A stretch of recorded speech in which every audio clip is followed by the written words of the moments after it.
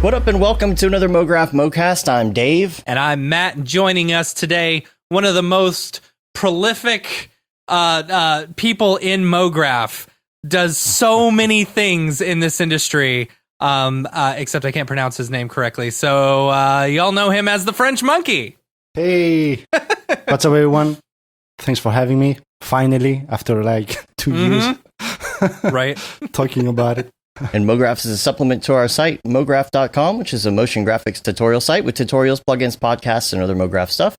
And on the show, we talk about everything ranging from motion graphics to Cinema 4D, After Effects, plugins, render engines, doing business, doing taxes, being a contractor, or working for the man. You can email us, info@mograph.com. Let us know what you think about the show, questions, comments, concerns, queries, grievances, and topic ideas. Yep. Send in them topic ideas. Send in those emails. Ask your questions about Mograph, the Mograph industry, tech stuff, noob stuff, advanced stuff. We'll try and answer it the best that we can. And yeah, that's about it this week. French Monkey's here. We got a couple week wrap-up things that I figured we could talk about really quick. Just in general, Matt, you and I started attempting to live stream video games just for fun on your channel. Yeah, dude. It's fun. I like it. It's here's the thing. I mean, nobody's watching, but it's no fun. one is. No, Sage watched. Thank you, Sage, for showing up. Oh yeah.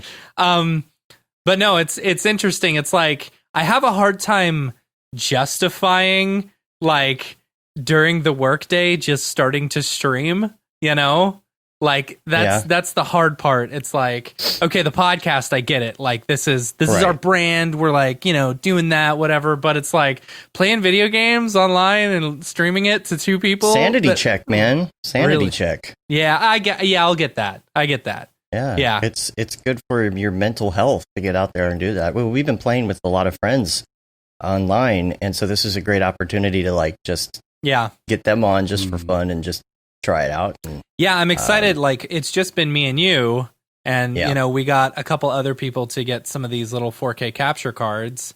And so I'm excited to do. I've got it all set up in OBS. I'm excited for it. Yeah. Should do that today. Jeremy hopefully will get one too, but Aryev has a capture card, and then Cameron has one. I don't know. Cameron lives in. He's in Denver. Denver. Is it Denver proper? I don't know. So we're gonna try and get all four of them on because they both have, or all four of us on because they both have the 4K capture cards with the loop through, which you got to have a loop through. Yeah, or a splitter. Need it or either a loop through or a splitter. You're not going to be able to pwn noobs very well with that delay, I'll tell you that. And so we're going to try that hopefully this week. That'll be fun. Yeah. And we also got our kids on. Our kids were playing Animal Halo. Crossing. Yeah. And Animal Crossing. Animal Crossing, yeah. Yeah. My kid keeps on asking me, he's like, hey, can I play Halo? I'm like, but you're not that good at Halo. he's like, no, I just want to play Halo. I'm like, okay, but we're not going to be streaming, right? Oh. All right. Oh, yeah. Emily's doing better. She had like 11 kills on the stream the other day. Dude. It's pretty good. Yeah. Yeah. It's all the experience playing Fortnite. That's what it is. Right. Which is funny because Fortnite, you don't like it's a lot of nothing and then some fighting. Yeah. Versus Halo, it's like a lot of fighting all the time. Yeah, it is more constant fighting. That's true. Yeah. So if you're interested in hanging out with us and seeing us play very badly, but at least we'll be making some terrible jokes. Milstead, or MC Milstead on YouTube. I think we're gonna be also like cross streaming it to I think we got twitch.tv/Mograph Gaming. Mograph Gaming. Yeah. Or games, something like that. Mograph Gaming, I think it is. We don't even know. Yeah. Yeah. Come for the terrible gameplay. Stay for the terrible jokes. Mograph. It's like the gameplay's terrible, but at least the jokes are bad. Yeah. So, yeah. Check that out. Oh, that's funny. If you go to Mograph Gaming right now, you can actually see we're restreaming this podcast. Oh, that's funny. Yeah. Cool. Let's see what else. I did also want to mention real quick the new Live Link Face iOS app is now available for Unreal Engine. Oh yeah, you were playing around with that this past week, right? yeah, this is pretty interesting. And they Are you going to show they the put video? yeah, I'll pull it up here. They brought up like you could use like this template that they had, right? And it's called Kite Boy. Yeah. I don't know why that sounds like an insult. Kite Boy. What's up, Kite Boy? Yeah. I don't, it sounds like an insult. But anyway, let's see. Oh, well, I've got the files, but they're not synced on Dropbox. Stand by. Gotta freaking... I need to tell this folder just to sync all the time. I have a folder. I don't know if you do this. I have a folder that's just like iPhone dump. Anything I want to dump from my iPhone to Dropbox, so I can grab it on my computer. It's called main Dropbox folder. My root oh yeah. Dropbox Oh folder. god. It's just yeah. You should see it. It's awful. Yeah. Yeah. Oh yeah. I had a video of this too. Here, This was a video of like behind the scenes, getting the whole Halo setup. So you have to have that other screen so you can see it real time, because the delay is just going to kill you. Literally. That's a nice little setup you got there. That desk is nice. Oh, I'm loving it. I love this desk, and it's a standing desk too. How many screens is that? You have 4 screens going. I've got 4. Well, one's a laptop. Yeah. This is a Mac laptop on the side just for whatever. But yeah, 2 widescreen monitors and then this little HD up here. It's good for throwing Slack up on or something like that. I want another one of those widescrreen monitors. I want to put one of the widescreens above me, because right now I've just got just a standard, whatever. I'm also screen. thinking of doing the same thing because I have a big wall right here, so I wanted, put big screen. The thing is, I had a big 55-inch TV up there, and it felt like too much, and it was way too much.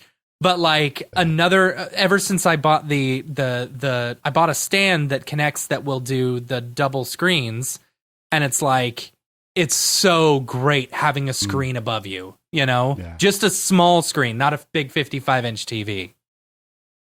So. Anyway, go on, Dave. Speaking of Unreal Engine. Yes. We never finished that gag the other day. Yeah, speaking of Unreal Engine. All right, let's see. So this one here, this is a video. Nope, not that one.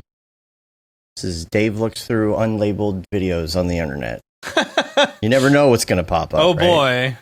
You'll see me doing Beat Saber or something like that. All right, here you go. So this is the setup. So it's an iPhone app that sees your face, and you can connect it to Kite Boy. Does it automatically put in all the nodes and everything, or do you have to do that setup? I think it's a preset. You open it up, and it just syncs. Oh, okay. Yeah.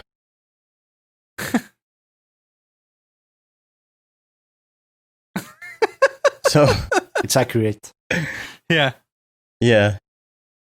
So here's the deal. Like, there are a couple things that were not set correctly on this. I don't know if you can see down here. You see this? Yeah.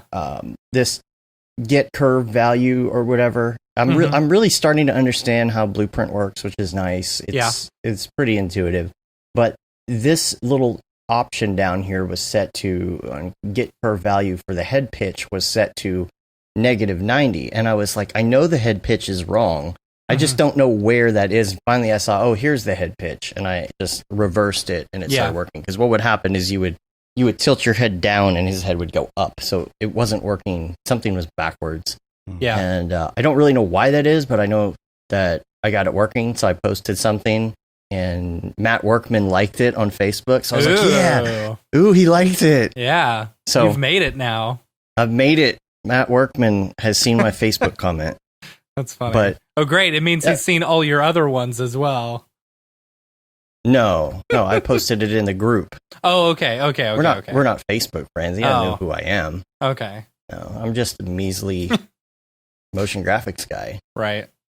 Yeah. So that's kind of fun. There's some other things I'd like to do with some existing models. I'd like to take some models from Cinema 4D and bring that in and see how hard it is to pin the different poses and things like that. It was just a good start to see, okay, how quickly can I get in? And I think minus the -90 thing, it only took me like 10 minutes to set up. It really wasn't bad. tracks your face in to whatever, tracks your head movement, and you can lock certain things too. So what a lot of people are doing with the software is they're not even having it look at the neck movement.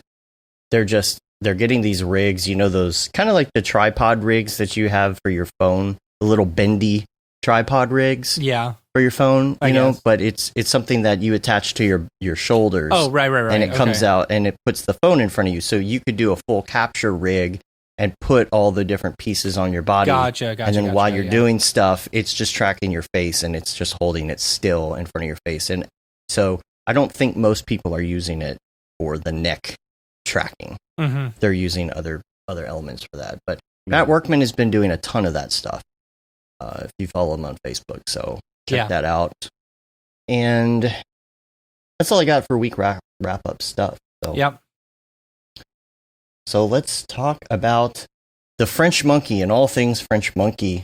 There's a lot to talk about, Mr. Monkey wise. Yeah, I know. Mr. Monkey. Unfortunately, I know.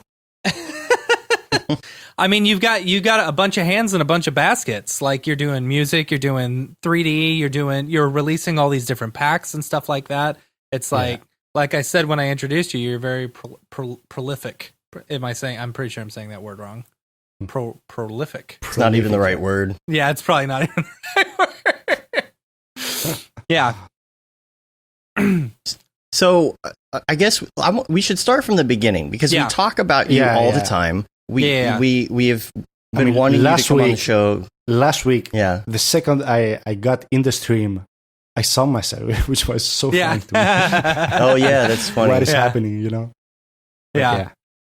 That was so random. Yeah, and you had bandwidth problems for a while, and so we've been talking about getting this going. It seems like everything's working well. Now, you are not in France.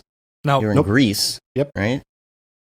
And so you also, especially, I don't know about now, but back when we first started talking to you on the interwebs, you didn't even do Cinema 4D for a living. Yeah. Right? I think I was, because we started talking when back in 2016 when I first started working. Yeah. Man. Yeah. So what did you do before 3D, I guess is the question. So I always been a photographer. So that was my main practice. Wedding photographer, magazine photographer. I was working with the models in agencies, in shops, doing menus and stuff like that. So yeah.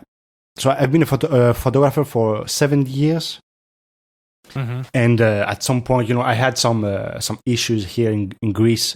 We had capital controls. I never, and to be honest, I never really had a good client. I was always underpaid in most jobs. And of course, I've done, hundreds of stuff just for free, just to be able to have a name out there. Right. And so I kind of stopped in 2015 because we had the capital controls here in Greece, and I lost a lot of clients. And I also changed. I moved from my house. I had my studio there, so I had to leave that as well. And due to some complication also in my personal relationship, I had to go back in my parents. And that's pretty much it. I stopped doing photography. So since I was at home all day and I had all of this equipment, I started doing YouTube. So, face cam, everything. And so I did YouTube for 6 months, uploading every day, Let's Plays. What were you doing on YouTube? I was playing video games. So, I had a couple of series. Oh, okay. Playing like, Minecraft, Penumbra, Mafia, stuff like that. And that's pretty much when I came out with the name, the French Monkey, because I was doing in Greek, but I wanted to keep that French kind of, So, yeah. So I started the French Monkey, and after, at the end of 2015, I just couldn't play anymore, so I just stopped doing YouTube. And that's when I started doing graphic design. Mm-hmm. Mhm. And I got a couple of jobs here and there to design some stuff, to design some, banners, book covers, and logos as well. Did your background in photography help with that a lot? In graphic design, not so Yeah. much. No. It seems Probably- it seems like a pretty crazy pivot, to go from Yeah. of photography then immediately Yeah. into graphic design and stuff. course. The only way it helped me is that I already knew Photoshop, so Okay. I could do some some retouch, do some lines, even text, and stuff like that. Because I've never really got around Illustrator, so Mhm. I used to do everything in Photoshop. So yeah, so I was a graphic designer for around a year, and during that time as well, I also started playing around 3D, Mhm. just because it was just the right way to go about, I Uh-huh. think. So yeah, so I started Cinema 4D around 2015, 2016, and yeah, that's pretty much it. I think there are a lot of people that come down that path, though. Like Teddy's saying in the chat, photography to video editing to Yeah, After Effects. That's to pretty 3D. much the course that someone Yeah. would take if And they have time. there are things that you use. you could knowing about cameras and how cameras work and yeah, of course. In 3D, that Things that like that. helped. Yeah. yeah. Composition wise and everything. Yeah. Yeah. So that's something that I think Raid Zero has done, Phil, Mhm. and some other people have gone down that road, being in photography and understanding the concepts and moving into 3D. And so it's not completely unrelated. It does seem like a natural progression that I think a lot of people probably do. And so you did that. Now, getting into things like texturing, plugins, I remember you were doing a lot of stuff with skin shaders. Yeah. I remember seeing a So- lot of skin shader stuff for a while. Yeah. So in photography, I was specialized in skin retouching. So Mm-hmm. mostly in portraits. So yeah, it was always fun to me to try and recreate this kind of look in 3D, which I still can't. Mhm. Yeah. But, I'm close to that. So yeah. Uh-huh. So that's something that You're- I always wanted to go back to slowly in another medium, skin stuff. Mhm. Well, I think you're pretty good at it. Yeah, I think the stuff that I've seen is pretty good. yeah. Yeah, I couldn't do it. I mean, it's And easy, once you have the setup. But the hard part is being able to redo the skin texture, which is, that's another story. Because I'm using just the basic texture of DAZ Studio, and they're not that great. So now I'm working on totally redoing the skin textures. That's cool. I know, Just trying to- and I feel like you've been doing that. You've had like kind of this ongoing Yeah. I've been project doing that that you for can a year. that you keep releasing, Yeah, right? of course, because I keep updating it. Mhm. Octane updates as well every time. So you always need to redo the setup. Mm-hmm. So yeah, but I will. Or I you will get have like random things that break in Espresso for no reason. Yeah, right. Things like that. Yeah. But I will have bringing up one of them right now. I will have a release soon enough. An actual release. There we go. That's cool. That one there. Let's talk about your everydays for a little bit here. Tell us about dailies in general. How do you feel about dailies right now? So You were doing dailies for a really long time. yeah, and I started doing dailies in photography. I was uploading every day, a sunset. Uh-huh. So I did that for about 3-4 months. Then I got into fractile. So I started uploading daily fractiles.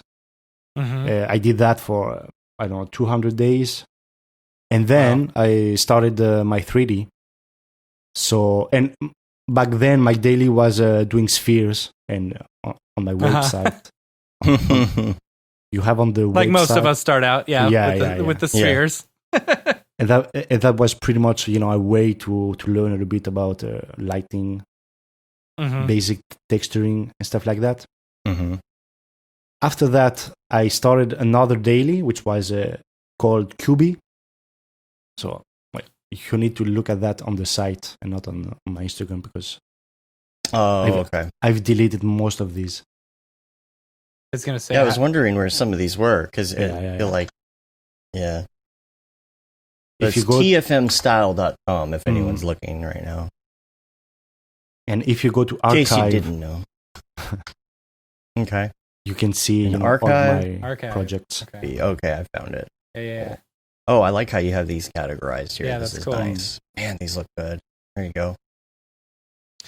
Gosh, All right. and like your work is very good. And it has been like I feel like it's been a step above everyone for a really long time. And the stuff that you did, how many years ago was this? Was the sphere stuff that you did? Back in 2015 or 16, I guess. And see, you could still release this stuff today, and people, it'd still be fresh. Yeah, and cool. this was done with physical. All of my sphere were rendered in physical. Yeah, nice. So one sphere takes like a day to render. Yeah. Tell us about the hours. QB project, though. Yeah. So the QB, if you scroll down, the first one was actually the first model I did in Cinema 4D. Oh yeah. Oh wow. And you can see each day how my modeling went up, and like 20 days later, I was like doing this crazy thing. Mm-hmm. So this is basic extrusions. Yeah, you can Basic definitely texturing see as a well. progression as it goes. And are these every day that you're doing this? Yeah. And is this just so? Is each month you were doing a different theme? Is that what it was? No. So the QB project was every day, trying to model something, and then after that, some guys started to ask if I could share my project files so that they could see pretty much how I use the physical render, my settings and stuff like that. And then I started my Cinema 4D daily, which is something that I kept up till this day. Oh yeah. And you can go under community and Cinema 4D, and you will see that. Is this inspired by Portal right here? Yeah, of course. I'm not trying to hide it, of course. Yeah, it's funny. Link the link is it's tfmstyle.com. The French monkey style. There. So TFM style. Yeah. So, okay. So, how long has this been going on, or how long did this go on? Is this project done now? Because I stopped it, and now if you go to community Cinema 4D, this is the project that I've been working on for the past 3 years and a half now. Okay. Wow. So and do you release all your projects with them too? Yeah. Wow. 928 projects. Wow. So, I have tabs. So I went through 4 different render engines, Octane, Redshift, Corona, and Physical Render. Dang, dude. Do you, okay. So you do samples of like Grunge Kit and Retina Pack and stuff like that. I was going to say, how do you do that? It was kind of weird how I got, the packs figure out, how to start selling stuff. But when as soon as I started this project, I found a job in Athens at a call center because, I wasn't really making any money doing designs in Greece. So I moved in Athens, right? And I was working like 8-9 hours a day at a call center, answering phones, and getting back at home doing my daily. And I did that for 2 months. until I just woke up and said, no, I won't go to work today. I just want to design, and then it took me 3 or 4 months to realize, that I could actually create products out of that, because to release a project file, everything needs to be custom made. I couldn't just share random designs and other textures. So I started doing my own libraries of grayscale stuff, grunge, and I slowly started to categorize all of them. And then, I thought about starting to sell those pretty much. So that happened at the end of 2016. In September, I put out my first product for TypePack. And now, 3 years later, I have like 35 products. Yeah, you've got a ton. I have a lot of stuff. So I'm glad, I'm glad that the community as well have been helping out. And I'm glad I've been able to also, help them out with my project files. Yeah. But you did stop at one point. I did stop, right? Because of piracy? Yeah, stop in summer 2018. Because I was working on a product for 6 months, and on day one, it was pirated and downloaded a couple thousand times. So I just, I had a small breakdown. It hurts. Like, you take it personally, Oh yeah. But like, the thing is that I'm also on my own. I'm not in a company. I'm not right. I mean, I don't have people above me. It's just me trying to figure out a way to also make a living, because sharing stuff for free is free. I don't gain anything from my project files. Right. So it's great to share things with the community and whatnot, but at some point you do have to make a living. And so I think that's something that people don't understand is like how much that hurts when somebody pirates and then you see, oh, your thing was downloaded, 2,000 times. That would have 30, been $500,000, 30,000 times. 30,000 times. Man. Yeah, it sucks because then it ends up on a bunch of sites, Russian pirate sites or whatever they are. You're never going to track all that down. Yeah. You can't do anything about it. I don't really care about the number of downloads, because once something is up, I don't care who gets it. I just it's the thought that my stuff are not even expensive. I have the least expensive products. Right. Because I'm not really after money. I'm just trying to have a decent living. Be able to pay my rents and stuff like that. Yeah. And do you make enough money selling all the packs and everything that you're able to live off of that? Yeah, and I think I told you this thing, but I never really did any gig in 3D. That's so nice. Never. That's so nice. I never did, a logo in 3D. I never did a project. Thank your lucky stars you've never had to do that, because I know. I was a photographer, graphic designer. I'm also a videographer. So, I do a lot of clips. But, the money thing and doing project for others is always a complication, in many ways. So I'm thankful I don't have to deal with this anymore. Yeah, none of that client feedback you have to deal with or anything like that changes. Yeah. And Teddy was saying, you can't consider one pirated copy one sale, obviously. Right. Yeah, obviously. Right. Of course. I think some of them would have bought it though. Yeah. And people have said to me, like, well, why don't you just release a Houdini course for free? Why? It's just funny, the ignorance of some people. Like, why would we do that for free? Oh, because people would really benefit from it. Yeah. Well, yes, they would, but we can't just do it for free. Yeah. How are we supposed to eat? Yeah. I forgot what I was going to say. Go on. One question in the chat was, do you make what is your main living off of this now? Like, do you make a living off your products alone, or are you still doing other things?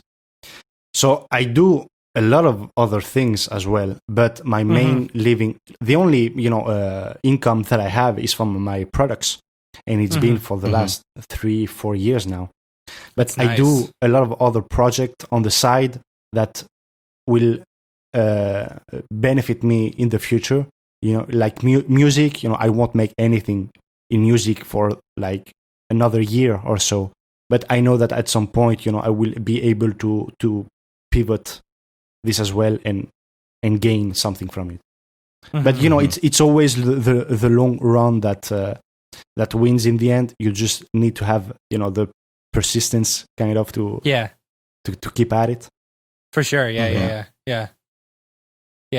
And that's something we haven't talked about yet is your music. We were talking about that last week or the week before, I think, on the show, talking about the whole music thing. And so I guess I got a lot of questions. Number one is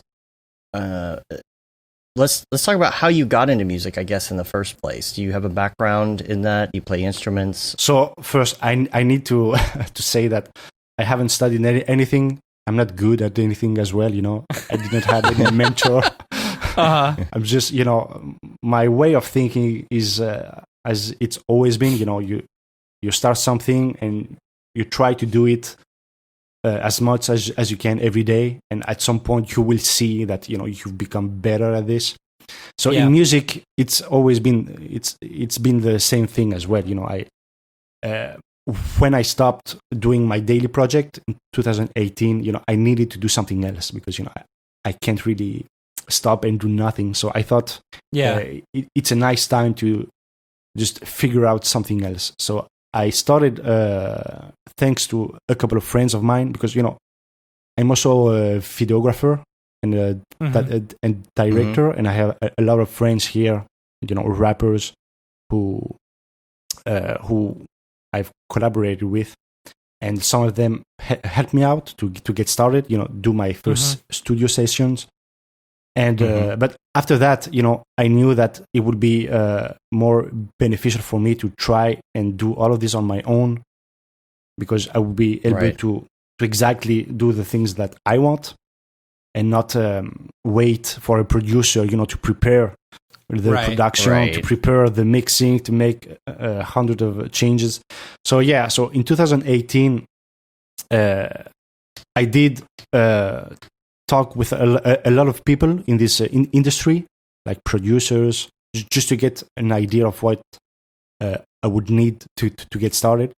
And at the beginning of 2019, I designed my own booth, and I start from there, to have somewhere where I could shout without having complaints.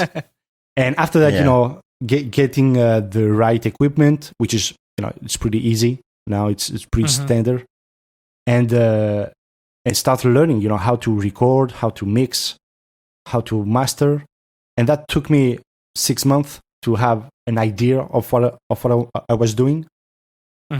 And then it took me another 6 months to prepare my first album. And so now I released the first album like 4 months ago, I guess, which is not that great. Mixing wise, I did a lot of mistakes. But this is why I also try to do big projects like that, because I want, through the same project, people to be able to see the progression that I'm slowly making. So and it what Dave's showing right now is a music video that you did for one of your songs. And what's crazy to me is that, how many of these do you have? You have like 6 of them, right? 7 different music videos. Yeah, all for your music, which I think is fantastic. It's like you're self-producing your music, you're shooting your own music videos and stuff. Yeah, you're also doing 3D animation within a bunch of these music videos, and it's like I'm also editing them, Yeah, exactly. Most of them. It's cool. It's like they all like so. It's almost like this whole this whole like flow of like you doing photography, so and then going into graphic design, into it's all accumulated into like this one big collaboration that you're able to do this as a one-man band type stuff. That's the point as well, trying to find ways to utilize other knowledge that you have on a specific thing. Yeah. It's I think it's easy to dabble in different things. It's hard to deliver in different things, right? Producing, and how many tracks are on the album? 12. Yeah, so producing a 12-track album, I have never done in my life and have wanted to my entire life, but to be able to actually go through and produce is awesome. It's like saying I want to do a short film. It's like saying I want to, shoot my own movie or something like that. It's like right. I mean, I'm kind of used to release project now because I've released 1,000, literally. Yeah. So even though the music one is a little bit harder to accomplish, I'm not really a perfectionist. I know that my stuff is not perfect, but I'm doing it in a way that I know that the next things that would come out would be better, Mm-hmm. So it's never about releasing one project or releasing one album. It's having more in mind. Mm-hmm. Mm-hmm. Yeah, I love that one. That think was so I've pretty. only produced one song from start to finish in my life, and it was a goof. The rest of it is just dabbling, in Ableton, messing with beats, and that's about it. It's so hard to finish these things, and here you've got like an entire album, and I'm curious to know a little bit about like the whole process of learning to produce everything. Were you doing everything at home, just all Ableton? Were you buying like gear, anything like that? Are you keeping it? Yeah. I mean, or what are you doing gear wise? Thankfully, I was able, to save up from my products and invest in this other thing, which is music. Yeah. So I got, a couple of mics, headphones, headphone amp. I mean, Foxrite, stuff like that. I mean, I don't have anything, everything is basic. I don't have anything that someone couldn't take. But it's about the practice, I guess. Having a booth, that was a huge help. And right now, I also built my second booth. Nice. So a better one. What do you do to build a booth? Do you just put a bunch of sound insulation? Are you wiring things? No. So first, I do the design in Fusion 360. And nice. I try to measure, everything from the board that I would take, MDF board, and try to figure out the way to insulate everything inside. And I mean, it's pretty much insulation, But I have a couple of layers on top of one another to be able to really save a space. Yeah. So you've actually got controls and other things in there, then, right? It's not just it's not just this insulated room. It's no. I have lights. I have the mic. I have that's cool. I have a screen, 23-inch screen. Nice as well. So yeah, it's great. What are you using? What kind of mic do you have in that room? I have a Audio Technica. I can't really. I don't remember which one, but condenser. It's man, I don't remember, but it cost me around $700. Ooh, and that's pretty up there. Yeah. What about what you're using right now? The mic you have right now looks very interesting. It's got wait, I have the box. It's got like that probe on the end of it, whatever that is. Oh, this I added it. Oh, okay. It's a blue mic. Okay. Oh, it's a blue mic. Yeah. All right. I have two of them. That's just for doing tutorials.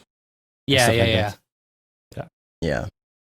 And so, when it came to Ableton, I feel like it's probably the same thing in the audio industry that it is in Cinema 4D.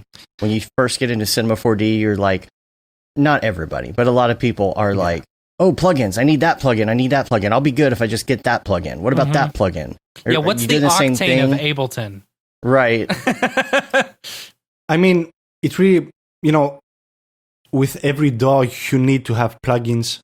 But the thing is that there is no one plugin to do everything. It's not like Cinema 4D where you can have a plugin to do this kind of animation and stuff like that. You need a chain to be able to create something that you want in music. So you have a compressor, but you have a couple kinds of compressor that do different jobs, like delays as well. So you need to have a couple hundreds of them at least to be able to produce to have something that can be done. So yeah. But I'm mostly using Waves plugins. Oh yeah. Yeah. Well, and what about auto tuning? What do you use for auto tuning? I have the from Antares, which is the default. That's the one everybody. Yeah. But they do have a couple of versions as well. They have the EFX version, which is a more compact one. It's smaller, and the Pro version as well. So I have both of them, but I use the Pro version, which is also live or low latency when you're recording. Yeah. That's something that's hard too. You start putting too many plugins on, and you get latency when you're trying to. Yeah, of course. Yeah.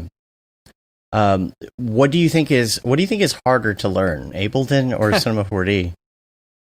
Well, it's Cinema 4D, of course, even though it's easy. But that's why so many people are into music and not 3D. And they're slowly trying. I have so many people that says, I want to start 3D, but it's not.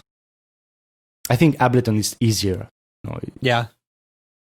Once you wrap your head around it, it's a little weird at first trying to figure out the different views and how that works, the back and forth. You're working with the sound. It's not always easy to figure out what's happening. Yeah, and also it's like Ableton is a little different than some other products. Like, besides Logic? My mind is Logic. Cool Edit Pro 2.0. No, I was going to say SoundForge. That's also old. Audition. No. Pro Tools. God. Yeah. Pro Tools. Yeah. Like Pro Tools, any of those other ones, it's a little more Loops. straightforward where you open it up and you see the tracks and you see the mixer. No. But you don't really. It's exactly the same. All these in laws Ableton are the same. Yeah, it's all the same. I feel like there was something about the way Ableton's design. Ableton's design looks a little bit like a toy, and not in a bad way. But it's a very simple interface in comparison to others, and the fact that all of the filters are at the bottom across, like I don't know why that threw me so bad when I first opened it up. If you want a comparison, I think Fruity Loops is like Cinema 4D. Yeah. Ableton is like Maya. Okay. And Logic, that makes sense. Would be something from. Or Pro Tools, something a little bit higher than that. Yeah, that's funny. I had an easier time learning Logic than anything else. It's so weird. Well, that's because you started out in 3D Max. Yeah, actually, Tesla Rock actually brings up a good point. He says Ableton is great for production, but I don't like mixing or mastering with it. What do you master? Do you mastering in Ableton? What is your mastering process? Yeah. It's it depends. I have a couple of chains, some racks to be more accurate that I just add, and I try to adjust everything. But I do have a lot of presets because I work. I'm only working with my voice, so I'm been working with it for like like a year now. So I have presets for that's all a ton of locked stuff. in, right? Yeah. Are you going to do any collaborative music with anyone? Is that a plan? Now that you have that second booth? Of course. I have already. But I'm still waiting for the release and to finish. Right now I have my second album, and it was hard because I'm now trying to do a couple of songs in Greek, which Oh yeah. I never thought I would be singing in Greek, but I had to because I'm in Greece and I don't have any French follower. So yeah. So I'm any thoughts on doing an album specifically in English? Not really, no. Okay. Because I mean, I might do one song, and I do, try to have a couple of English phrases here and there, but right. I don't know yet. It depends how it will all roll out. Yeah. Yeah.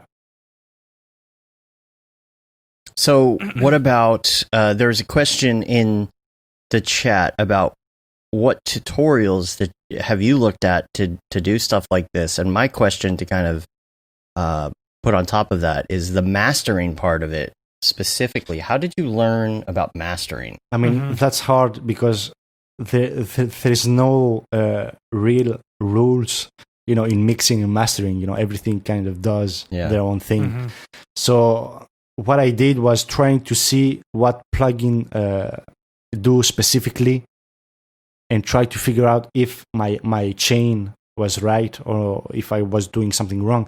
But in the end, it's about trying different things, and I still don't know any tutorial that can teach you how to master your song.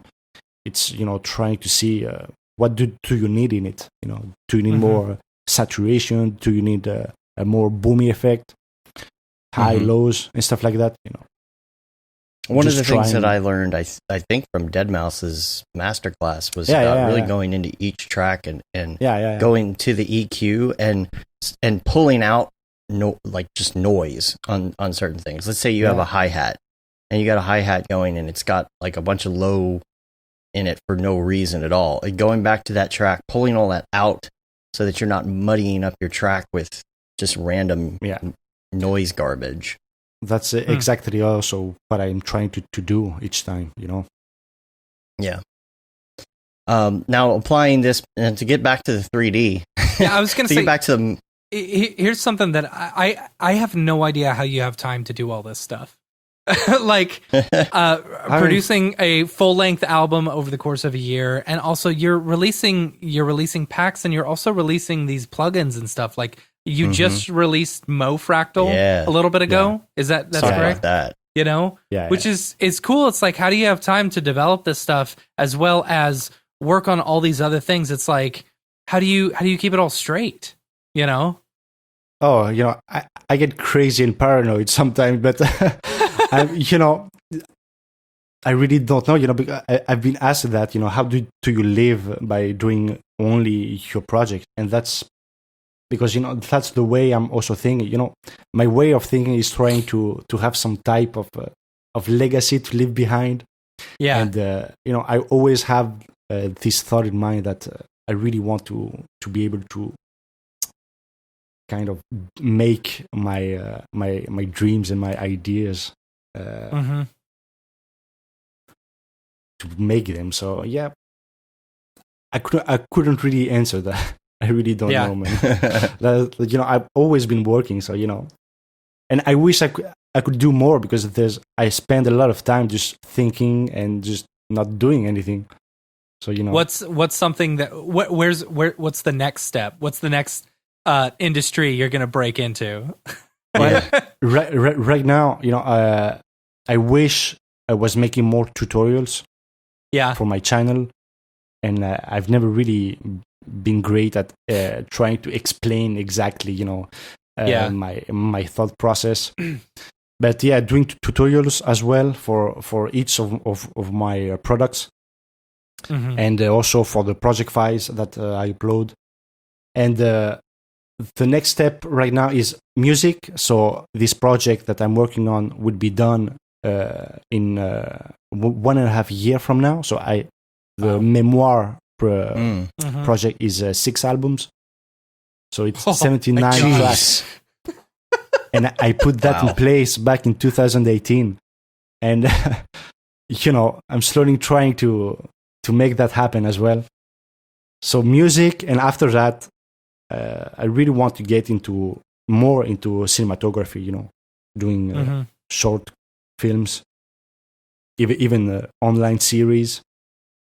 So yeah. Yeah, see, I guess when you're setting these goals, because, okay, in my head, I have goals. I don't really write them down, probably like I should or whatever, Oh, no, it's the okay. motivational speakers say to do. I don't write anything. As well. But I have goals. I have plans. I've got a course that I'm working on right now for Mograph.com, and that's consuming any extra time that I have right now. And I always get these ideas like, oh, I should try this thing and do this side project and do this thing, and then I get sidetracked and things don't happen. Last week I decided we were talking to Aryev on the show about a planetary type plugin, and so I just started messing with this this Earth and accidentally made a plugin. Yeah, I guess. And cool. I went off on this tangent, and it was okay for a day. But I kind of had to stop myself and say, okay, you got to get back to your course. But I have plans about what I want to do after the course. Okay, I want to do this thing after that, and then after that, I want to do this other thing. How do you go about? Do you have a way of compartmentalizing, of setting? Do you set dates? Do you do anything that, or you just? So I don't. I will never set dates anymore because it's too much. I try to. I mean, I don't know either, to be honest. It just happened, when I have an idea, I just lock it up. I stay inside for like a week and see what can happen. And I mean, that's what happened with More Fractile. I made that in like 1 week. Wow. But I made only that. I wasn't going out. I wasn't doing a project for my daily files. So yeah, and I guess it's easy to get. Here's the problem I have with doing the course. Right now, I'm writing my syllabus. I'm just about done with my syllabus now, right? And that's not the fun part for me. The fun part is putting it together, recording it. The fun part for me is not writing it. So it's been a struggle for me. It's been a complete struggle. And then when I sit down and I work on this Earth thing, the other day, I didn't really have anything else to do, and I was working on the Earth thing. I did not look at the time at all. Yeah. I did not get on Facebook. I did not check my email. I didn't look at my phone. And then I looked down and it was 5 p.m. And I was like, whoa, I thought it was like 1 in the afternoon. What happened? It's like if you get in a groove on something you really like, it's going to happen. Yeah. I guess. Yeah. So that's how you know. That's how you know it's real. Right. That's been my life for like 3 years now. Most of the time, I don't know what day it is. I don't know what time it is. Thankfully, I have my dog to remind me that we need to go out now. Do you ever get I mean, pushing out this much content, do you ever get like down on yourself and just be like, I'm not going to do this. I just can't do this. Yeah, of course. I mean, pushing out like a whole album over the course of a year. That's at one point for me, I would think that would kind of beat me down, where I'm just like, I don't know if I can do this. This is a lot of work. It does, yeah. Many times, even when I'm trying to do a daily project, I start something, I don't like it, I restart again, and after a couple of tries, I'm like, no, this won't happen. Well, tell us about the Mofractal thing and how it started. And how you decided to turn it into a plugin. Like, where did that idea come from? Yeah. So the thing that I liked to do in Cinema 4D is trying to find a way to utilize, what's already available, but in a module. Trying to build a module with all of the with the sliders, pretty much, and be able to randomize it and make it kind of a procedural. So with More Fractile, I was playing around with the More extruder in Cinema 4D. And I thought, all right, what can I do with this? And I saw a tutorial from Florian doing this stuff, and I was like, all right, can I create a tool that will make all of that happen in the same UI, add deformers, add also some noise deformation and stuff like that, and make something useful that you could use while doing with a couple of clicks. And that's easy stuff. But the hard part about doing a plugin is that it's to try and make it so that even you don't really know what you can create with it, because you can really expand it in a lot of ways. Just giving someone a blueprint and letting them go crazy with it. Right. Yeah. Do you do any programming, or is this all Espresso? Most of the stuff is Espresso. Yeah. Yeah. Do you ever have to dive into Python or anything to make something work? I had, of course. I had. So what's your? I had to do that with Noisescape, with the first version of Noisescape. Is it something where you have to look up a lot of references? Do you have experience in Python, or do you have to kind of not a copy lot? And paste code? I tried. I tried to find the codes that I needed, and just copy paste the stuff, and trying to change the ID of the object, and easy stuff like that. Yeah, but I'm not a coder, unfortunately, yet. See, neither am I, and that's the problem. Is that, like, I have these ideas for plugins, and then I don't. I can only take it so far. Yeah. It's like I don't know what to do after this. It's like this is the part where I either have to hire somebody or find a different way to do it, or just give up. Yeah. That's about it. So with the MoFractal, can you just throw a primitive in there, and then it does all the fractal stuff, or do you have to start with a specific You can start with a primitive. Just to work, with primitives, because from a single plane you can create a very crazy tentacle stuff, with one polygon.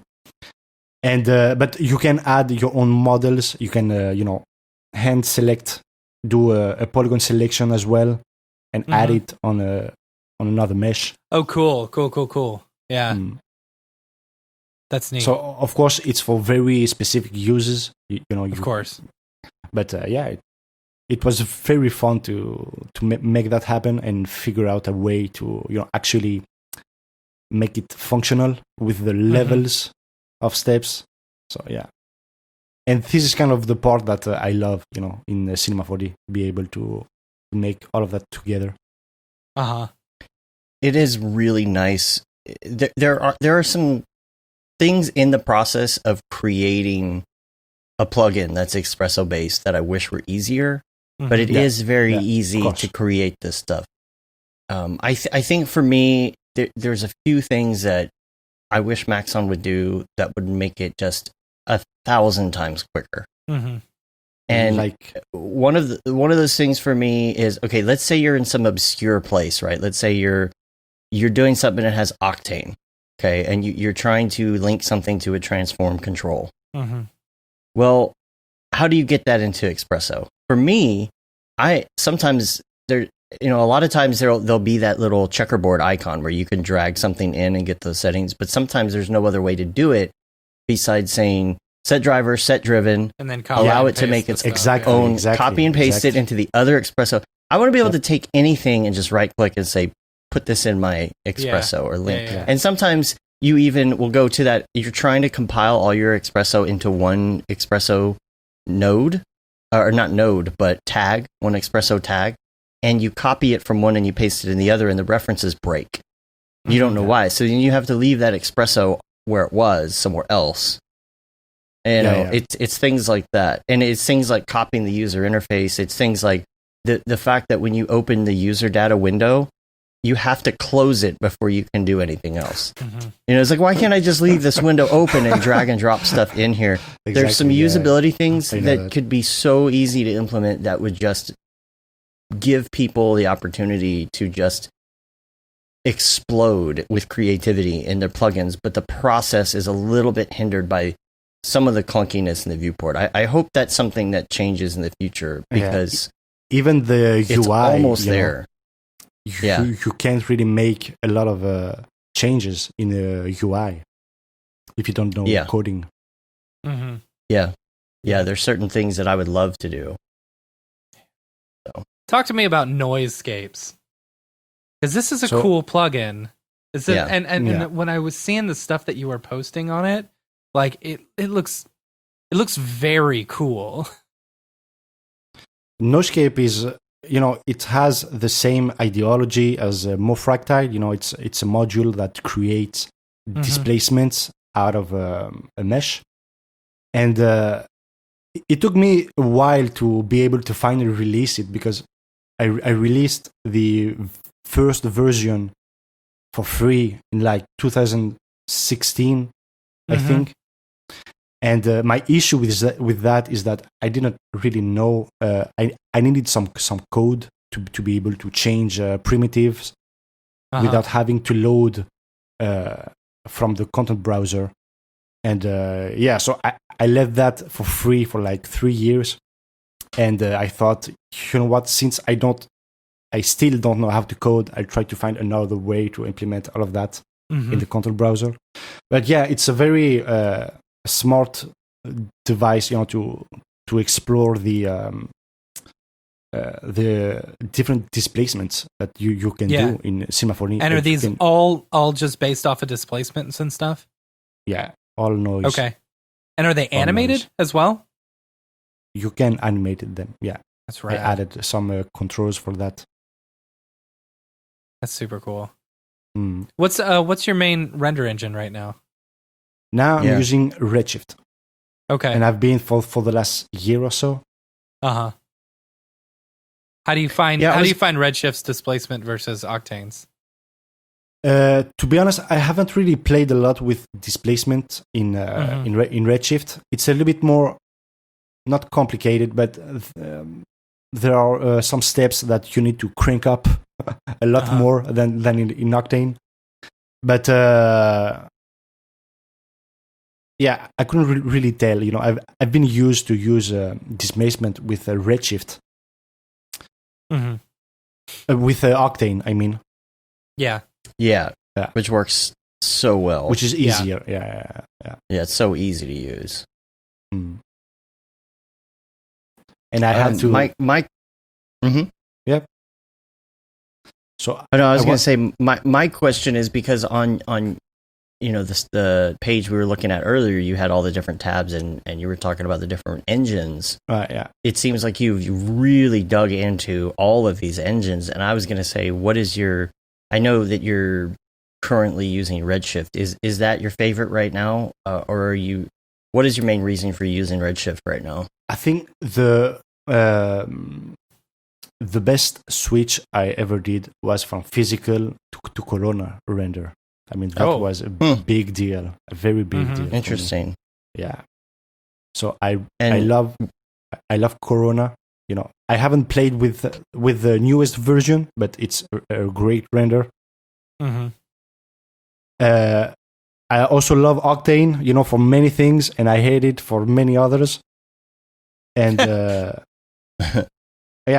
it's the same thing, for Redshift and any render engine that I might try. There are bad and cons to all of them. But I think, having a wide knowledge of all of them is really, I agree. It depends on what project you want to work on. Redshift for its stability, Octane for the this kind of process that and speed you can have with it. But yeah. I'll be right back. I'm going to run to the restroom. I've drank too many Cokes. And then, okay, so also I've got here your dog is getting famous online too, right? On Instagram. That's why they're following me now, Just for the dog? Just for Joe. What's your dog's name again? Joe. Okay. And TZOU. And so, do you have like, you almost need like a separate Instagram account now for the dog? I thought about that, but I already have like 3-4 Instagram pages, and I'm not. No, I won't do another one for my dog. I'm trying to find a picture here to bring up on the stream. So you've got, man, you've got all these stories. It's mostly stories highlights of your dog, right? Mm-hmm. Yeah. Yeah. Look at that good boy. Right there. There you go. Just all dog Instagram stories. All right. So what else you want to talk about today? We got a list here, but I think we've gone through a lot of these. I have got a question here from somebody on Instagram. It is Hollows Woodsman, who says, how do you come up with so many amazing textures and assets? That free pack is a gold mine. Is it experimentation? Is it inspiration?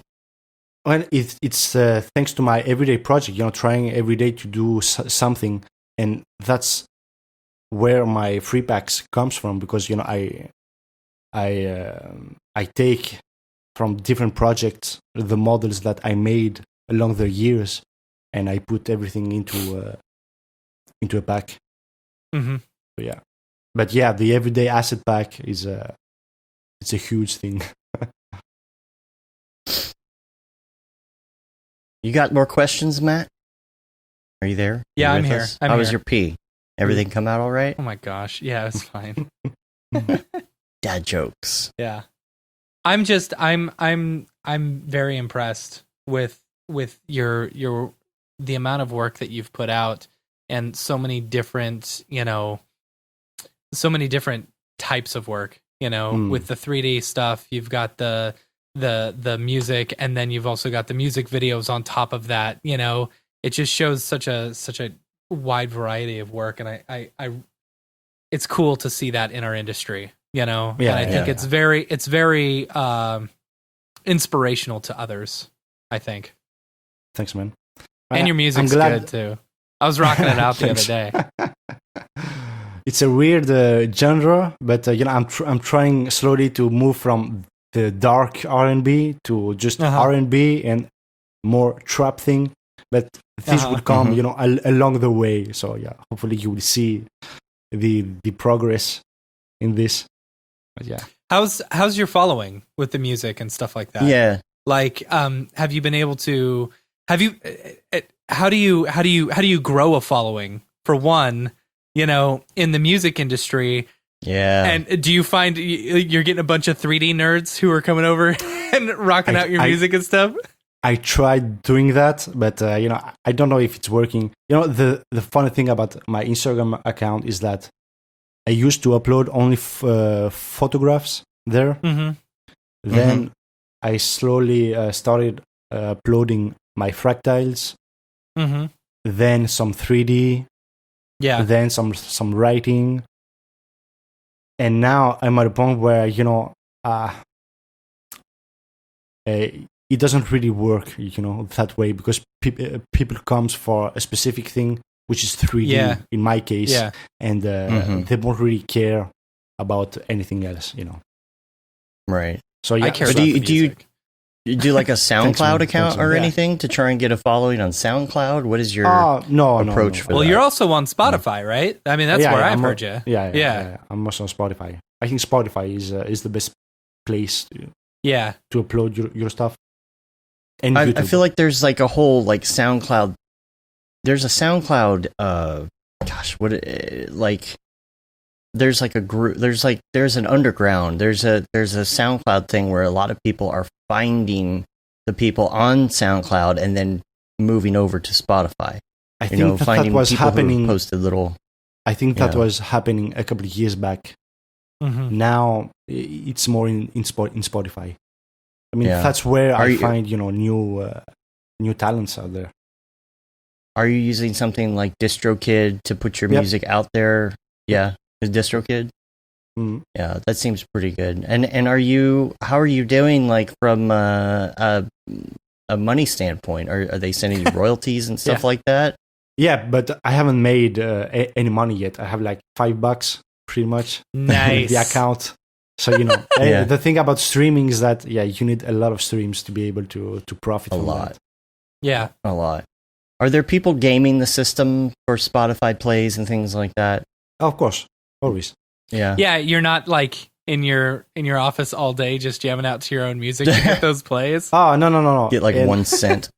And you can't really do it that way, You need to to collab with other marketing places where they put you on ads and stuff like that. Mm-hmm.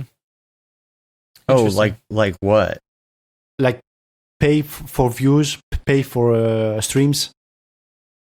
Oh, gotcha. I see. Yeah. Getting you into playlists as well. Yeah. There's a lot of shady stuff you can do, but interesting. I'm not really interesting into that. I figure there's a whole art to gaming that system at this point. Of course. It's so different than when we were growing up, where it's like to find new music, you either had to go to the CD store, or the record store or whatever, or like someone you knew introduced you to a new band, or you went to a concert and you saw the opening act, and you bought their CD and so on. That's so interesting.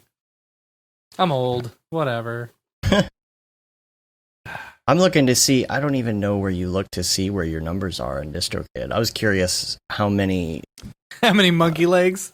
How many monkey legs plays we've got, and I don't even know. It's in in the stats. I find that. No. I'll look. I'll see if I can find it while we're going. That's a whole nother thing. So you're on Spotify.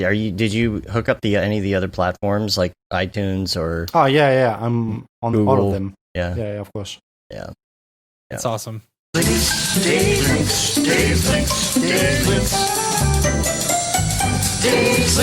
I've got some links I wanted to talk about real quick. This one randomly, I don't even remember where I saw this, but Aaron from Red Giant. Do you have his video? Are you bringing that up? Yeah. Okay. Yeah. It was on Instagram, right? Yeah. Isn't that where it was? Yeah. So good. On his personal Instagram account. This is the coronavirus, like, crazy setting in, people, the claustrophobic, like cabin fever. Yeah.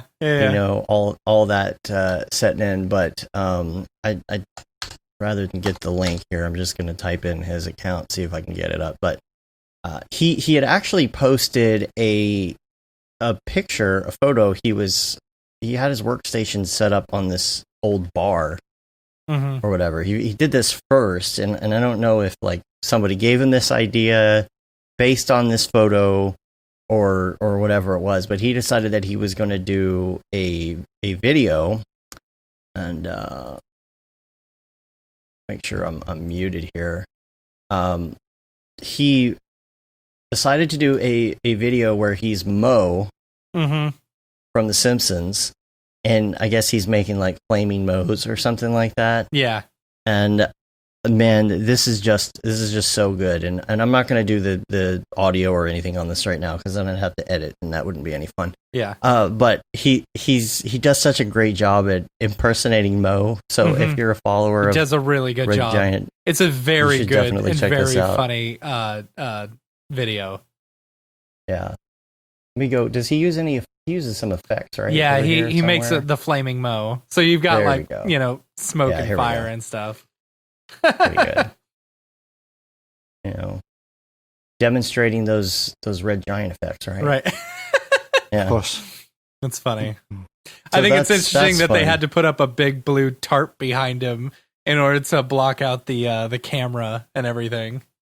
Oh yeah, because it was a mirror. Yeah. So I don't know what the story is. I don't know. He just wrote, "I'm working from behind a defunct bar today." I don't know where this was. Yeah.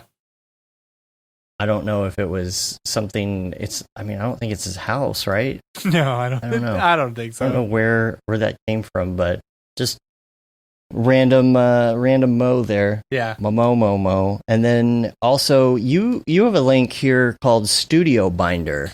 Yeah. Okay. StudioBinder.com. So well, tell a story about how you discovered all right, this. So, I'm on my nightly 4 hours of TikTok. All you do is send me and David and It's EJ true. links to TikTok videos. Half of them I don't even understand. It's because old. when I send them to you, I'm so exhausted and tired that it makes me laugh so think it's hard. funny? And then I send it to you and I watch it the next day. I was like, oh, that's not that funny.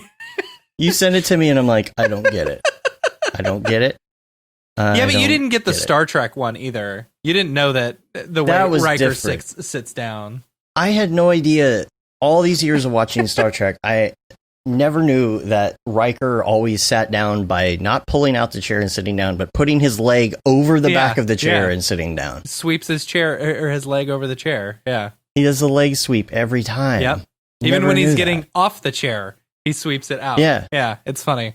It's like the chair is bolted to the ground and he's not allowed to move it. Right. Or something weird. So you're sending me TikTok So things. I'm You're sending you TikToks and Yeah. stuff like that. And I come across, just on my For You page, this really, really high production value description on like different types of shots, like medium shot, close up, extreme close up, and I'm like, okay. So I go to this person's page and I'm like, holy cow, these are really, really high production value. These are really good. Is this person ripping this off? And so Yeah. sure enough, after enough, like I started following them because I'm like, this is good quality. This is good quality and I want to watch this. And so I come to find out it's by I don't know what Studio Binder does, but they are they've got a ton of really, really good videos that talk about lighting, that talk about composition, that talk about framing and B-roll and everything that you could think of that comes to video, they have a video on. And so like I think it's something, it's a very good place to start for people who are wanting to like just learn about a specific subject within like either cinematography or filmmaking or something. So I wanted to put that out there and I wanted to give them a shout out because this guy was stealing their information, Yeah. and posting it up on TikTok. But it's like, I mean, how many videos do they have on here? I'm looking. They've got I don't know, way too many. And they post a lot. So anyway, check it out. Studio Binder on YouTube.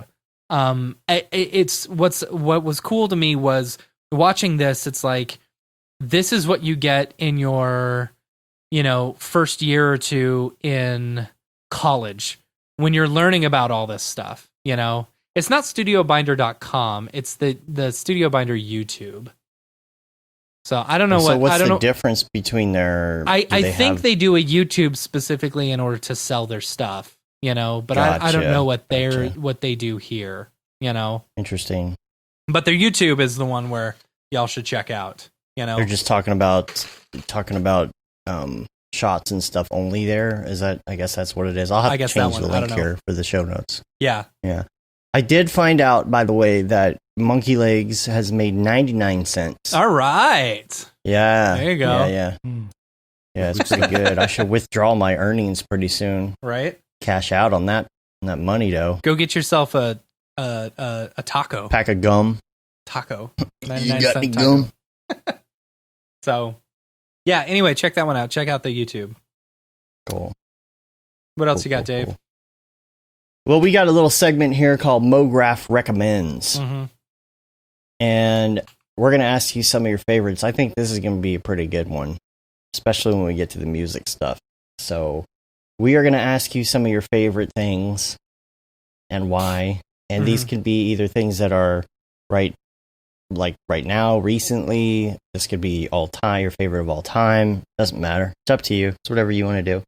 And we're going to start out with your favorite movie. All right.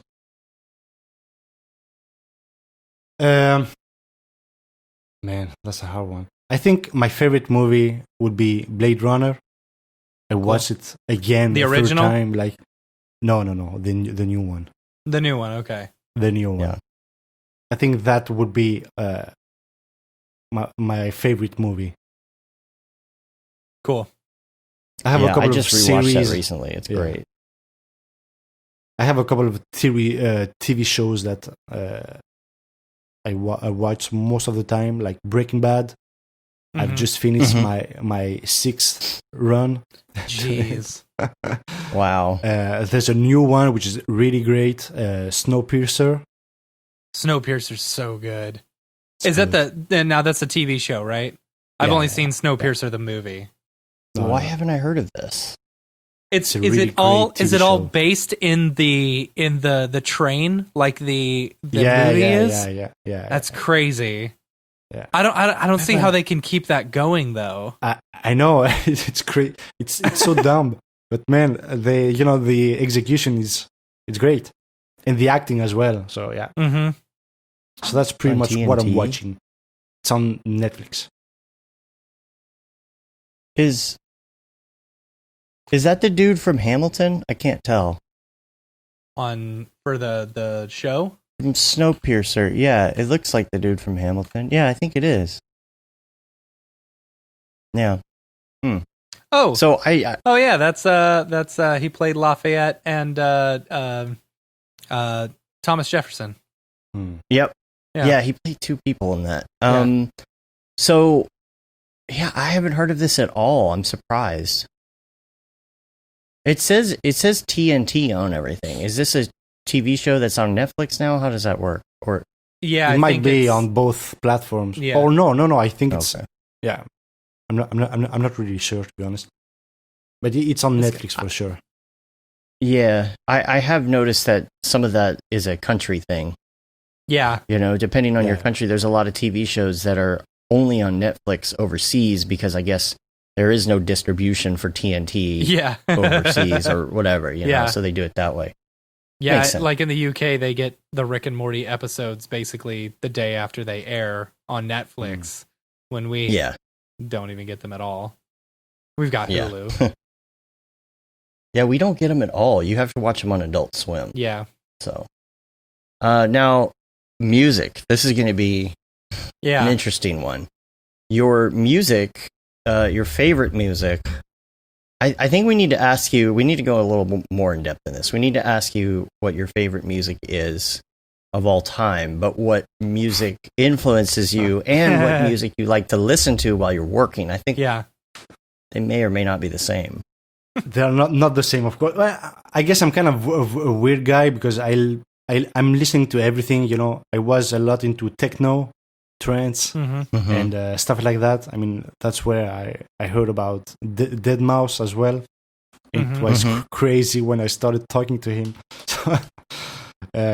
So I was a lot into house, electronic music, hmm but then I slowly switched to kind of trap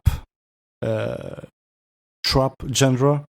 You know, Mhm. the kind of the modern stuff that we have right now, and that's because Mhm. most of my friends are trappers, you know, or rappers. So Yeah. I do Mhm. listen to them. That's pretty much Lots it. of triplet notes. Yeah. So I don't really have any favorite musicians or bands out there. Just, you know, it's a bunch of things. And when I'm working, I just add kind of random Spotify playlist, hmm or I do listen to my own as well. The demos that I'm trying to work on. Yeah, Yeah. I feel like sometimes I'll go on a tangent on some of this music. I feel like that's why I know some of this new music is because I do go to Spotify and say, okay, Mm. I like this song, just put on this radio. You know, you right click and say, go to such and such radio, go to Yeah. Travis Scott radio, and then you find all these random Yeah. people that are probably famous, but I don't know. yeah, Yeah. You know, I didn't know about Travis Scott until he was all way past being famous. Like everybody knew who he was except me, I guess. Yeah. Yeah. But then of course he does like Fortnite concerts and stuff, so you know he's big. And what about like Logic? Do you know Logic? Of course. Yeah, I've course. just I've been recently through discovered that Logic. loop, you know, Eminem, Logic, and all of these other dudes. So yeah, I love Logic, especially when he talks about the Orville in the beginning of one of his songs. Of course you do. Is that outer space stuff, that Orville stuff, right?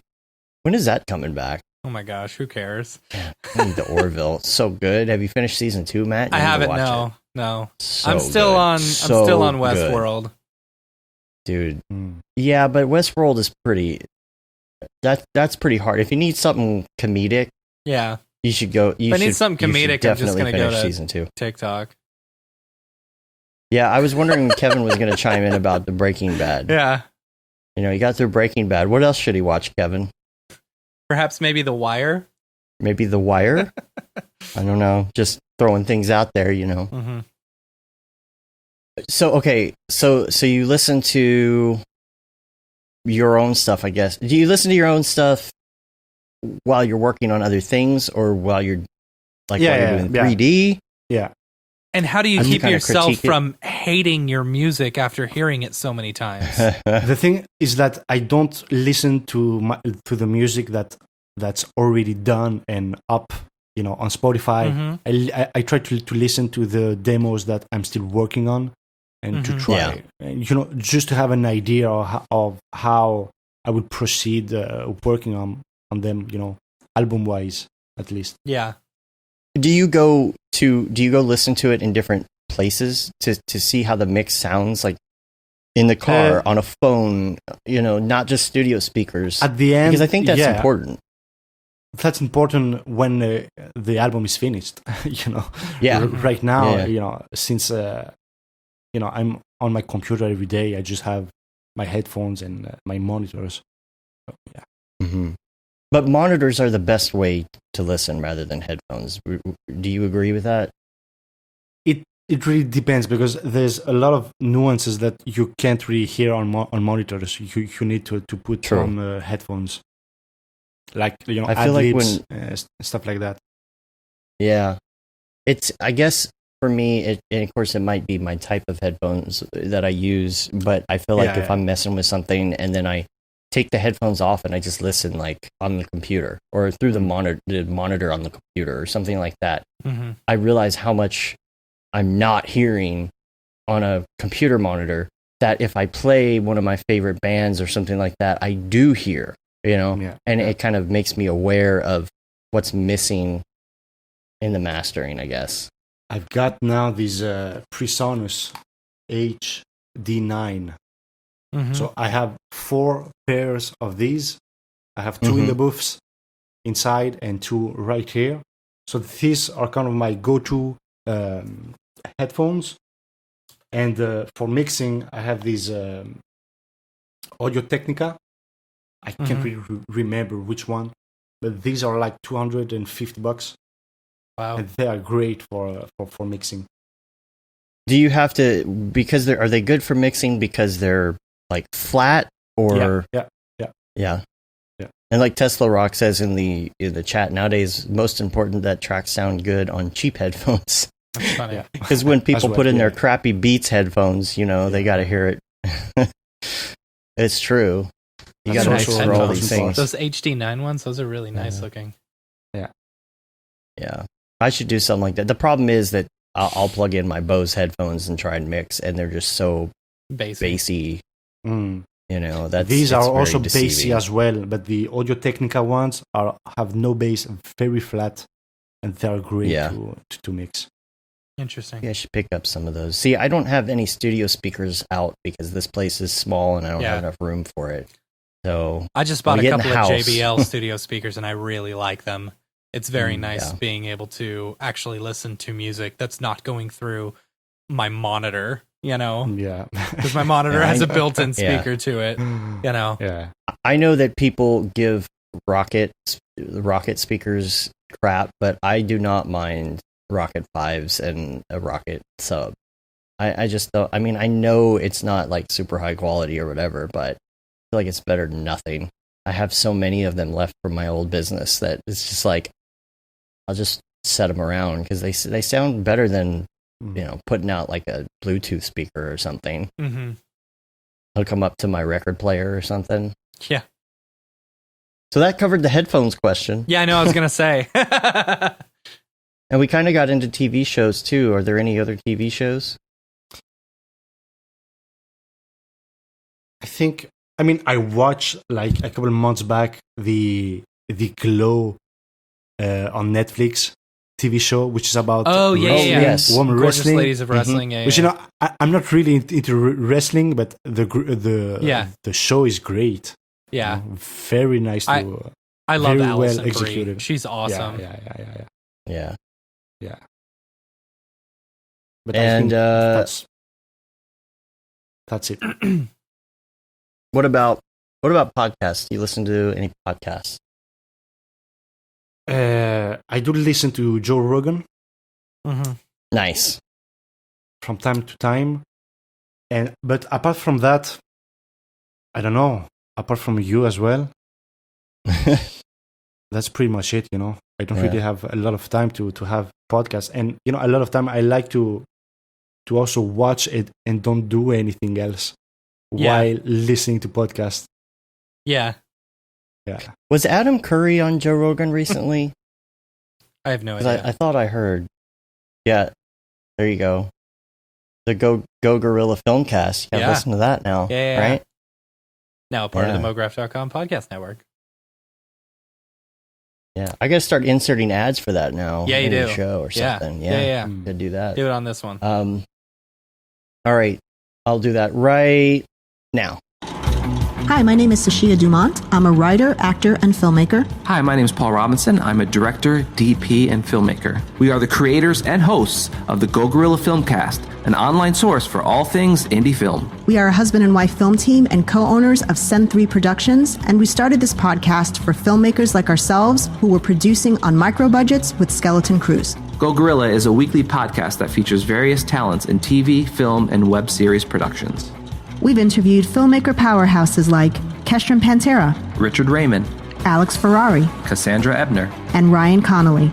Amazing actors like Hannah Ward, Lou Taylor Pucci, Chris Wataski, and Eileen Gruba, groundbreaking cinematographers like Jody Lee Lipes, and Jessica Lee Gagné, and many more.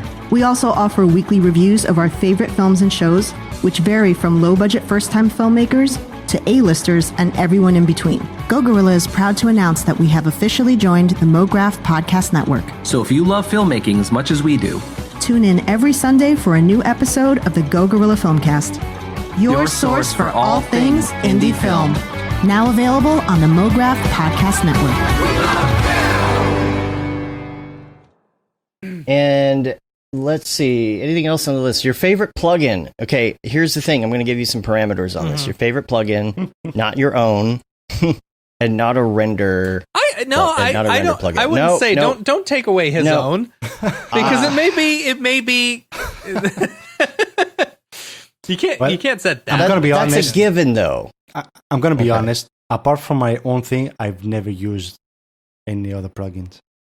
Apart from my own Anything? Nope. What about X Particles? Nope. No, you've never used X Particles. Nope. What? Hmm. Man. Okay, None. you got to get in. You got to try it. You got to try X Particles.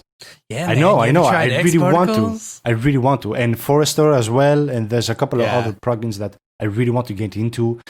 But, I need to. I can only imagine what you would do with stuff. X Particles. Yeah. Like your style mixed with X Particles would. You would come up with some crazy things to do with it. I feel like. Mm-hmm. Yeah, that'd be cool. I'll get into it at some point for sure. Okay, favorite plugin audio wise. Audio wise, yeah. I think. Well, apart from Autotune, from Antares, another plugin. Kind of a collection of plugin would be from Many Mannequins. Many Mannequins. Many Mannequins. They do very neat plugins. They have some delays, some drivers, some saturators, and I use them all the time. Many Mannequins with 2 N. What about Serum? Have you used Serum? Nope. No. Because Serum is more That's a good one. for creating kind of. It's Dead not mouse for sounds. mixing. Yeah. It's not for mixing. Yeah. But yeah, it's a VST plugin, I guess. So yeah, I didn't know if you'd mess with it. It really is a great plugin. It's not very expensive, and you can do just about anything you want with it. I think that's why it's so popular, so great. And it's, of course, people want to create that dead mouse sound. That's the first place that they go, right? So, all right. The next question is, what is your go-to app on your phone? Instagram. Yeah. I might be on that. Instagram like 3, 4, 5 hours a day. It really depends because Wow. that's also where everyone is answering, trying to ask questions. So I'm mostly there, to answer some questions, to find inspiration as well. I'm not into the whole Pinterest stuff. Yeah. I'm using Instagram most of the time. That's cool. I feel like that's a much better place to be than like Facebook. You know? For sure. Yeah. For sure. Yeah. Instagram and even Twitter in some cases, it's fine to see some dev stuff. Mm-hmm. Especially now. Twitter can be a little hit or miss too. There's a whole anxiousness that comes with Twitter as well, I think. Oh, I hate Twitter. I hate it so much. It's best to be on an app that doesn't make you upset when you open it. I found a lot of developers now because I'm also trying to get into Unreal Engine, and I found a couple of guys that know more stuff than I do, and I do follow them there. So, yeah, but they what are you are looking to do with Unreal? Well, I'm trying to create a couple of video clips that I want for a couple of songs that I'm working on, and since it's it's live render, it will save me so much time on the rendering, so much time. So I'm trying to figure out how to to process and to work around that. And I've bought a couple of assets from the marketplace, and they have great stuff on there. They do. Have you seen? There's like a club. There's like a DJ club that you can buy off the marketplace. That's really cool looking. I mean, it looks so good, and to view it all in real time. It's an entire club, so you could just move the camera around the club and pick different stuff, and do your own VJ sets in there, and it's exciting stuff. I wish I had more time to dig into it because the little that I've done with it has been so much fun, and of course it gets hairy again. It gets hairy when you get into programming, and there's a lot more programming in Unreal than there is in Cinema. So I don't know. It's tough. Yep. All right, the last one, the hardest question. Your favorite life hack? My favorite life hack? Yeah. I think my favorite one would be I have this kind of extension on my Google Chrome, which is called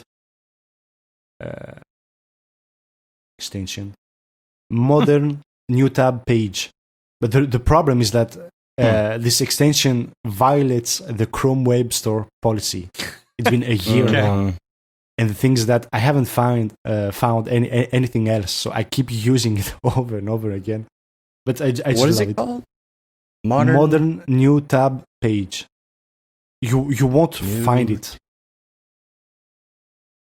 So you can change like the color and background image and stuff? You can add tabs on your default homepage. This came up on the the Chrome site. Is this it? Modern New. I'm not sure you will actually find it. It says a modern and clean new tab extension. Yeah, no. Random photo from Unsplash as wallpaper. It says extension still under development. Maybe that's It might be, I yeah. don't know. Yeah. Interesting. But I'm not sure it's this one, because you can have a mosaic on the on the page, Mhm. and you can just click there. Oh, it's kind of like what Safari did for a while, right? On yeah, Apple. exactly. Okay. Yeah. Something like that. That makes sense. Cool. I'll try and find the correct version of that to put in the show notes. Everything we talked about today, for the most part, you can see in the show notes, which I put into the feed itself. So check that out. Yeah, I think we covered just about anything. Anything else you want to cover before we wrap up? No, I think we went through the daily madness. Music, video, photography. You haven't seen my photography stuff. No, I haven't. That's true. No. Where is that? Is that on the site as well, or somewhere else? On the site, on the archive, you can go to portraits, which is what I was doing like 7-8 years ago. Back in the day. Yeah. Back in the days. Portrait. So I have a lot of my own as well. Mm-hmm. There you go. Nice. Oh, I've seen some of these. Yeah. Yeah. I have some of these on my Facebook. Now, is that smoke and post, or are you smoking them cigarettes? It's a vape. The vape? Shadow. That vape. I want to look like some of these models. Which ones? The The female or the male? either one of them, honestly. Oh, okay. Either one? Yeah. Okay. Yeah. The water stuff is interesting. How do you go about doing that without making a big mess? In the shower. I'm assuming you do do that in in the the shower. shower. Okay. in the The shower. shower. Okay. That's easy. That's nice and easy. Cool. Now, were these people that volunteered, people you knew, people that were Yeah, paying? most of them are. I have a couple of models here, but a lot of them were also friends that are just, hey, I want to do a project. Let's do that at home. Man, I'm looking at these. What is the camera that you use for all So of I this? used to use the Canon 7D, but now I switched to Sony. I have a Sony Yeah, a A7R. lot of people are doing that. Yep. Mm-hmm. Yeah. I think Bill just got one of those too, I think. Wow. Lighting wise, I'm looking at your I- landscapes and the pick of the day stuff. Man, it's really good work. Great photography, man. Thanks. what are you doing lighting wise? You got a ring light, obviously. So that was kind of my style, with the ring light. Uh-huh. Is it just the ring light, or do you have other? I do a lot of time is just the ring light, but I have some backlighting that I add sometime with a color filter. Mm-hmm. Gotcha. Yeah, and this landscape stuff is great too. Yeah, yeah. super We'll good. put the link in the show notes to all of this, so people can check it out. Cool, Awesome, man. Thanks. Hey, so I So, did yeah, want to that's pretty mention. much- I think last week we talked about the fact that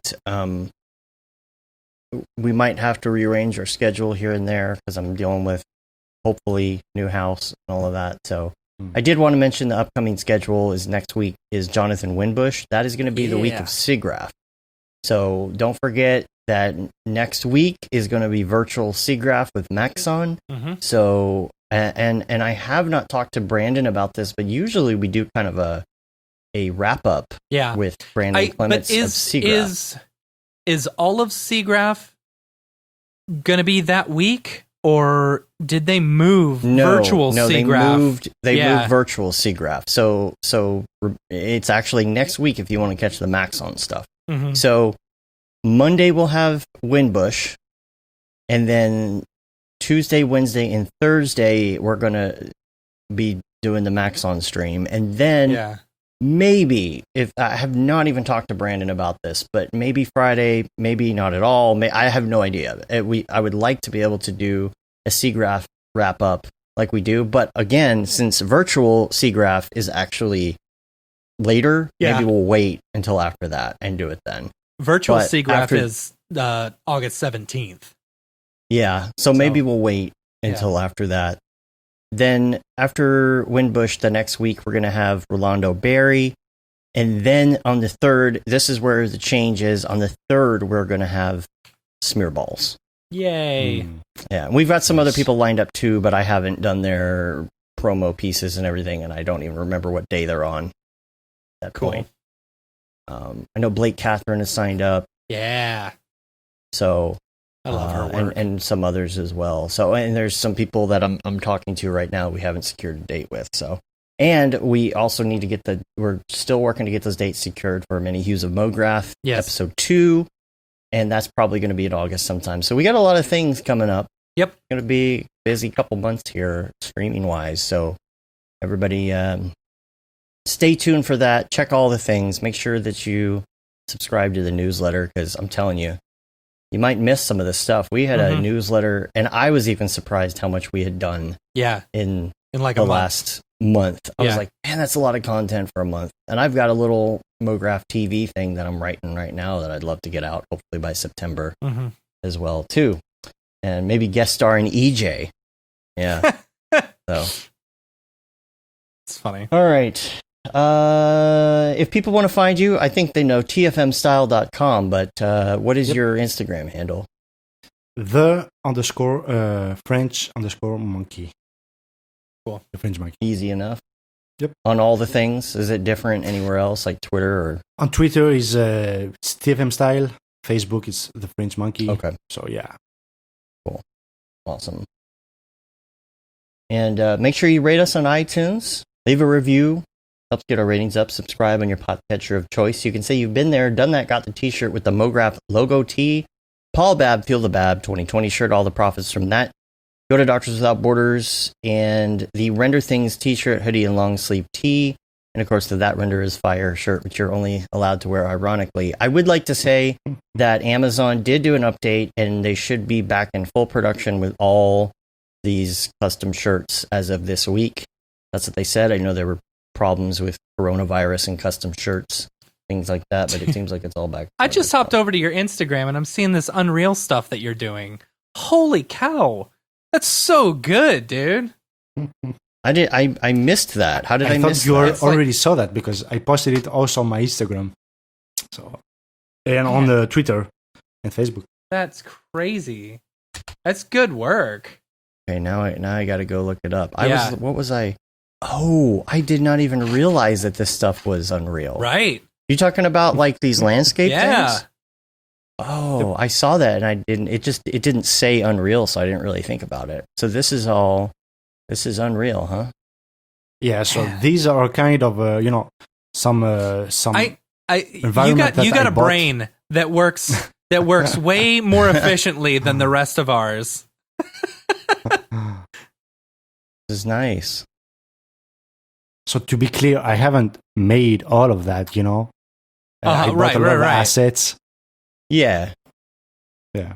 Yeah, that's actually what the recent chapter that I just added to our course with Windbush is about. He sets up a whole forest scene like this and goes through the whole process. It's like an hour and a half, something like that. And it's very easy to set everything up like that. And simple. This one's awesome. Like you can That's tell really me cool. that's not real, Gosh, Unreal Engine, man. This is awesome. I'm telling you what. Yeah, it's Unreal. Ah. Oh, I did see that. Okay, I did see this one. One because the first thing that I thought was because of the way that Unreal Engine works. I think I saw this and I didn't realize it was you. I think it came through my feed. You can. Are these flat planes at the top of these trees? Are these flat planes with textures? Yeah. Okay. Yeah. That's what I was wondering because I was curious as to how it handles it, and I just can't wait to see this Unreal 5 stuff. It's just going to be like throw all the polygons in there. Who cares? Just go to town. Exactly. It's going to be so great. So that should be the plan right there. Learn Unreal Engine before Unreal 5 comes out. Yeah, so that you can really hit the ground. That's my plan as well. Yeah. Yeah. That's awesome. So I think that's it. We're on Facebook, Twitter, Instagram, Periscope. Not really. YouTube, mograph.com. Twitch. Check us out on there. Twitch. Make sure you check out our little game streaming thing for fun. It's really dumb, but you know what? Just go have a good follow time. Twitch TV, twitch.tv/Mograph Gaming, and we'll start broadcasting it there. Start busting it out. Yeah. Maybe we can get Aryev on. I know he's really busy right now, but maybe we can get him on for a few. Yep. Cool.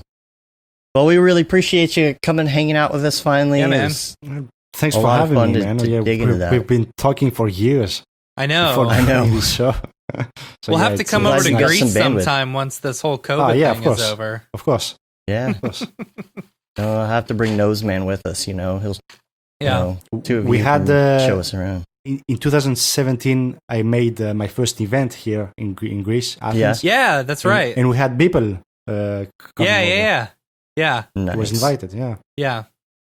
Man, I Now, can't here's the wait to thing. start doing You're stuff on the road. You're from Greece, but at no point did you mention that, that you were You're from Greek Greece. or that, No, all the I'm things- half Noseman. French, half Greek. okay. So, yeah, but still, even I think Noseman likes to point out that he is Greek, that everything Wait, came Noseman's from from Greece, that it doesn't matter what it is was invented by the Greek. Yeah. Yeah. So Now, maybe it's the e- French even if side of he's- you taking over, making sure to. Might be. He'll be cooking breakfast. He'll be cooking breakfast and frying things up in the pan. He's like, look at all this grease. Speaking of which, I'm from Greece. Right. We're not even talking about Greece. Yeah. He's like, I'm thirsty. By the way. I'm from Did you know the Greece. Greeks invented water? Yeah. Of course. It's true. It's funny. I read it in a meme. Right in a meme. All right, Yeah. let's get out of here. All right. Well, we're going to get out of here. Thanks again. Until next time, I'm Dave. And I'm Matt. I'm the French monkey. Have a good one. Later, yo. Bye.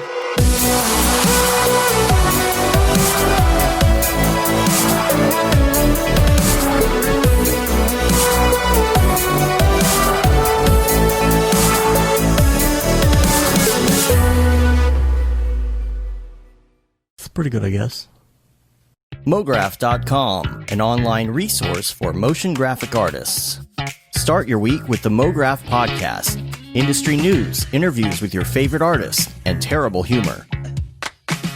Watch live shows and interviews from Mograph events like NAB, SIGGRAPH, Half-Res, and local meetups. Our Mograph Talks feature live demos and motivation from artists all around the world. Sometimes you gotta make stuff that you're not gonna put on your reel, and I'm not here to judge. What if Rick and Morty show up for the countdown at midnight? That's where I peaked in life, in my career. We gotta stop this thing, Rick! It's gonna kill us all! Hear from the people that create your software, design your render engines, and artists that are changing the face of modern motion graphics. You get that render done. Yeah, you better frame what? Mograph tutorials and online classes will teach you about Cinema 4D, After Effects, as well as other popular software and render engines. Throw in the HDR Studio, take the render settings, pick the HDR, put in reflection, and gorgeous. Branch into new software. Learn time-saving tips, techniques, workflows, and lessons that'll keep you up to date in the world of motion design. Oh, brother, those are some of my favorite elves. I love projects that scare me. When our art director comes to us and asks for something that I had never done before, man, it gets me pumped. Join the conversation in our live sessions. Check out our plugins or join the hundreds of daily active users in our Slack channel for technical help, advice, contests, or just to joke around. Real nice banana. Ah, that's so funny. All right. I'm gonna live forever. Subscribe today and get the latest updates on our YouTube and other social media channels. Take all your dreams and just do it! We don't care how you get here, folks. Just get here. Subscribe to Mograph.com.